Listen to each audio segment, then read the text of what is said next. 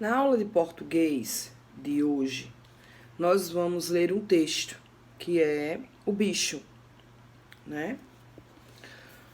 O Bicho, página 74. Vi ontem um bicho na imundice do pátio, catando comida entre os detritos. Quando achava alguma coisa, não examinava nem cheirava. Engolia com voracidade. O bicho não era um cão, não era um gato, não era um rato. O bicho, meu Deus, era um homem. Então, esse texto, ele é bem pequenininho, né, como estamos vendo, mas ele é muito triste. Ele é muito triste, porque em tão poucas linhas, né, em tão poucos versos, ele nos retrata uma tristeza, né? Uma realidade que é sobre a fome, sobre as pessoas que estão lá fora, principalmente nesse momento, né? Vivenciando esse momento.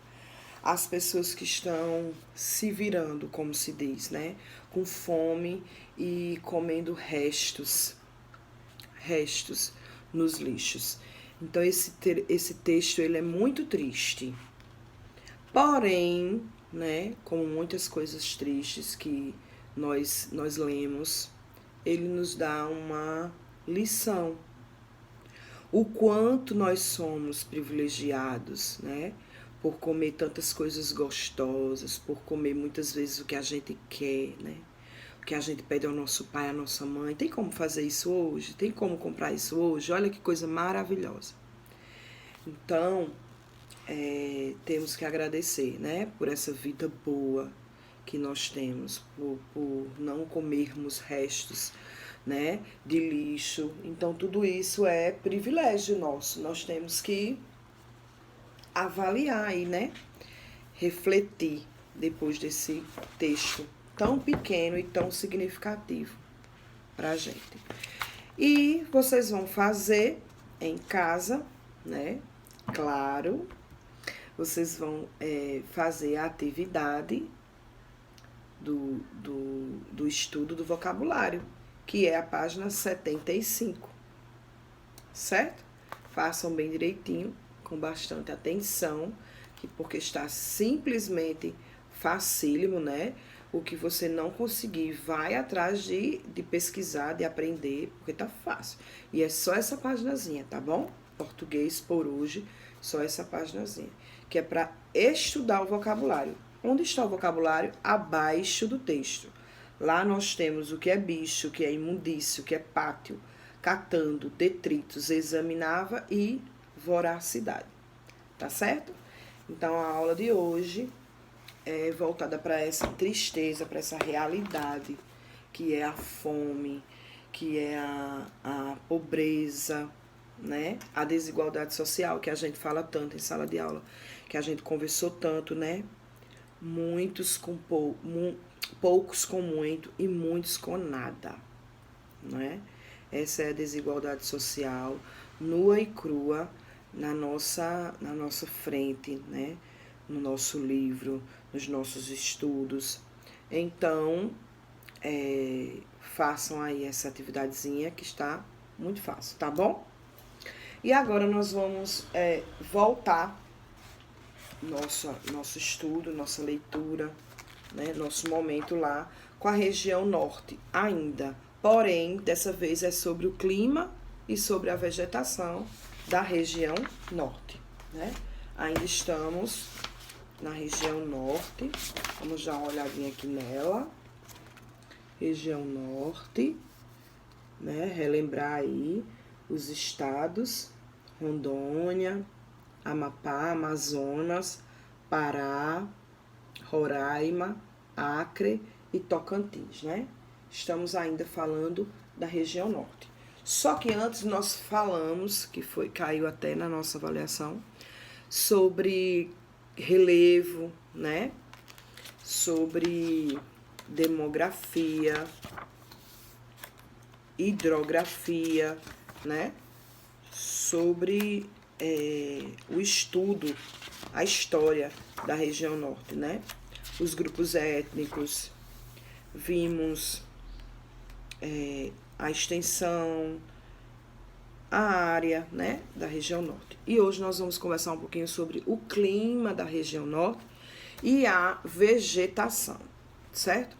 A região norte, ela é uma área úmida. Ela é uma área úmida. A região norte, ela tem, segundo o IBAMA, né, que é um instituto que estuda o meio ambiente e os recursos renováveis de todas as áreas, né? E agora nós estamos falando do IBAMA voltado para a região norte. Então, segundo o IBAMA, a região norte ela tem 80% de floresta,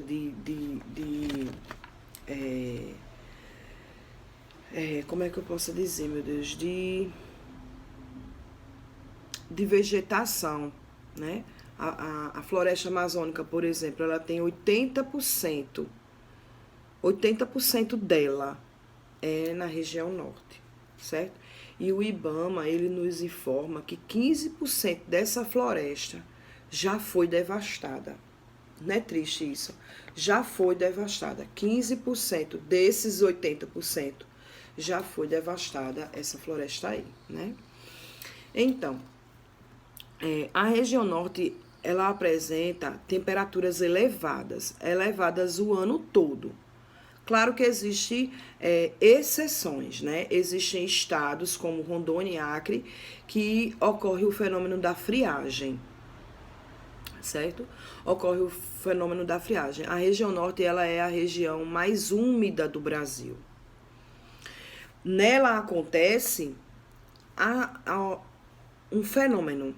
Esse fenômeno dele é chamado, você vai ver no seu livro, ele é chamado de fenômeno da chuva de hora certa. Como acontece isso? Né? Você vai ver isso no seu livro também. Ao amanhecer, é como se fosse aquele momento de aquecimento na região, né? O sol fica ali aquecendo toda aquela região. A água evapora, né? Que é o que a gente aprende, o ciclo da água, o ciclo que faz a chuva, né? Então, a água evapora naquela região durante o dia, o sol aparece aquecendo, aquela água subindo, evaporando. E o que é que acontece? Acontece de formar as nuvens. Então, por que chuva da hora certa? Porque no fim do dia, né, ao entardecer, acontece o quê? Acontece que as nuvens supercarregadas eliminam as águas, né? E acontece o fenômeno da chuva na hora certa. É como se toda horinha ali do entardecer para o anoitecer acontecesse esse fenômeno. Isso que eu estou falando é tudo sobre a região norte, certo? Então, o clima, nós já aprendemos que o clima da região norte, ele é equatorial, ele é um clima úmido, né? Por que não dizer o clima mais úmido do Brasil, né? É a região com o clima mais úmido do Brasil. Porém, a região norte, já estamos falando da parte da vegetação, que tem lá no nosso livro. Porém, com tudo isso, com esse clima úmido, né, meio que equatorial, a região norte, ela é a mais extensa. Ela é a mais extensa das 5 regiões do Brasil. Ela é a mais extensa. Nela temos a floresta equatorial, né? A floresta equatorial, a mais equatorial do mundo. Essa floresta é a floresta amazônica, como eu já havia falado. E a vegetação predominante nessa floresta é de fundamental importante para o ecossistema dessa floresta, né? Nós vamos encontrar no nosso livro 4 importantes vegetação, que é a mata de igapó, a mata de várzea, a floresta semiúmida e a mata de terra firme, né? A mata de igapó é uma vegetação alagada pelas águas dos rios. A de várzea é uma vegetação elevada, né? Uma vegetação elevada sobre essas águas, sobre as inundações dos rios. Porém, como nós estamos vendo, não é uma vegetação que é levada, né? Mesmo com as inundações dos rios, ela é uma vegetação fixa, mesmo que seja à beira dos rios, certo? Então, também temos a floresta semiúmida, que essa floresta semiúmida, ela tem árvores de 15 a 20 metros, né? E os troncos são finos e as copas são bem restritas, né? Os troncos finos e as copas restritas. E a mata de terra firme, ela tem árvores com copas enormes. A semiúmida, as copas são restritas. E a última aí, que é a mata de terra firme, as copas são cheias, né? São enormes. E elas estão, a última, a terra firme, elas estão livres dos rios.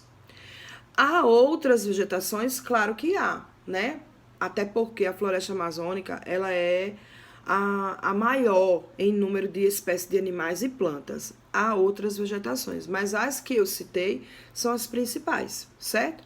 Mata de igapó, mata de várzea, floresta semiúmida e mata de terra firme, as principais, certo?